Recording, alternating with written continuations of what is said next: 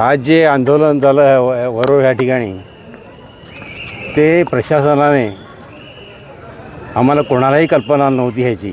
हे अनपेक्षितपणे आंदोलन हे उत्स्फूर्तपणे लोकांनी केलेलं आंदोलन आहे. आज या ठिकाणी जो ग्रीनफील्ड महामार्ग वाढवण बंदरासाठी ग्रीनफील्ड महामार्ग बनवायला लावलेला आहे ह्याच्यासाठी ITD कंपनीचे दगडांचे जे ट्रक आहेत ते ट्रक इथे येणार होते आणि सर्व प्रक्रिया पूर्ण कधी झाली नाही, भूसंपादन पूर्ण झालं नाही, अशा अनेक त्रुटी असतानासुद्धा या ठिकाणी अनधिकृतपणे हे दगड टाकायला लावलेले होते. रस्त्यासाठी दगड टाकायला लावले होते. ह्याला विरोध करण्यासाठी सर्व हे लोक या ठिकाणी एकत्र जमले होते आणि या ठिकाणी आता जे काही आंदोलकावरती जे काही अटकसत्र सुरू केलेलं आहे हे अतिशय निषेधार्थ आहे आणि ह्याच्याबद्दल आम्ही कोर्टामध्ये परत न्याय मागणार आहोत. पोलिसांचं म्हणणं होतं की हे कायदेशीररित्या आंदोलन नव्हतं, मग कसलं आंदोलन होतं?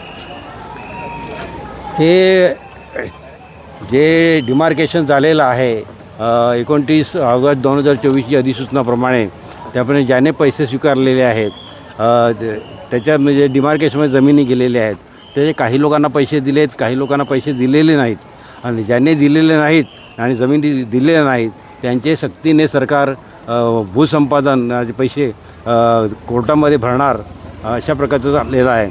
असं असतानासुद्धा मूळ प्रक्रिया पूर्ण झाली नाही. तरीसुद्धा या ठिकाणी महामार्गाचं जे काम आहे हे अतिशय घाईगर्दीने सुरू केलेलं आहे. ह्याच्यामध्ये कोणाला हे पण विश्वासात घेतलं गेलं नाही असं आमचं काय मागण्या असतील आपल्या? आमच्या मागण्या सध्या तरी काहीच नाही. सध्या तरी आमच्या मागण्या एकच आहेत, हे बंद पूर्णपणे रद्द झाला पाहिजे कारण हे सर्वांचा विनाश करणार आहे आणि शेतकरी ह्याच्यामध्ये सुद्धा शेतकरी मच्छीमार पूर्णपणे भरडला जाणार आहे आणि सर्व पूर्ण उद्ध्वस्त होणार आहे. म्हणून एकच आमची मागणी पूर्वीपासून आहे की वाढवण बंदर हे नकोच आहे आम्हाला, कारण आम्ही इथे सुखी जीवन जगतो. इथे आता थोड्या दिवसापूर्वी हायकोर्टाच्या आदेशाप्रमाणे 208 मॅनग्रोवची झाडं तोडली आणि 1300 झाडं इतर तोडली गेली. ही आपल्यासमोर दिसत आहे तिथे. एवढंच नाही, ह्याला विरोध आम्ही करायचा प्रयत्न केला पण तरीसुद्धा DTPAने आणखी जी 100 मिलीमीटर वासाची आतली जी झुडपं आहेत ती सुद्धा तोडण्याची तरतूद केली. उर्वरित झाडं जी आहेत जी 72,000 झाडं तुटणार महामार्गामध्ये ह्याची सर्व वन प्राधिकरणाकडे परवानगी याने मागितलेली आहे, त्यांना अद्याप मिळाली. त्याच्यातही आम्ही हरकती घेतलेल्या आहेत. अशा प्रकारचं हे परवासुद्धा आम्ही 17 तारखेला सुप्रीम कोर्टामध्ये एक पिटिशन दाखल केलं आणि त्याच्यामध्ये आम्ही हीच मागणी केलेली आहे की ही जे भूसंपादन चाललेलं आहे आणि हिची जी झाडं तोड चाललेली आहे ही संपूर्णपणे बेकायदेशीर आहे आणि त्याच्याबद्दल आम्ही सुप्रीम कोर्टामध्ये स्टे मागण्याचा साठी हे 17 तारखेला दाखल केलेलं आहे. वाढवण बंदराच्या अनुषंगाने ॲक्सेस रोडचं जे बांधकाम आज सुरू करणार होतं त्या रोड बांधकामाच्या अनुषंगाने पोलीस बंदोबस्त तैनात करण्यात आलेला आहे वरोर गावामध्ये.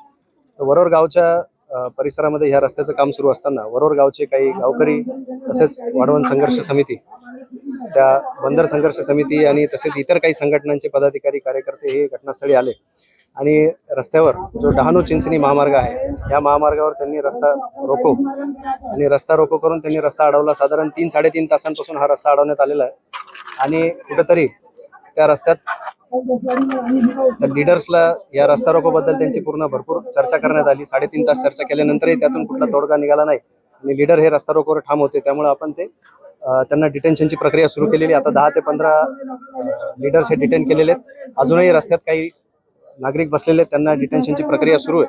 लवकरच हा रोड मोकळा करण्यात येईल.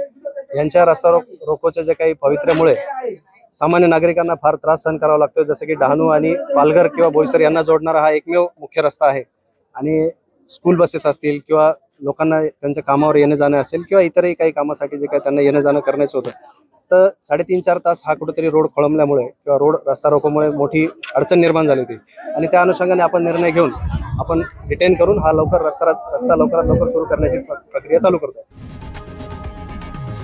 लोकशाही मराठी ऐका, पहा, जागरूक रहा.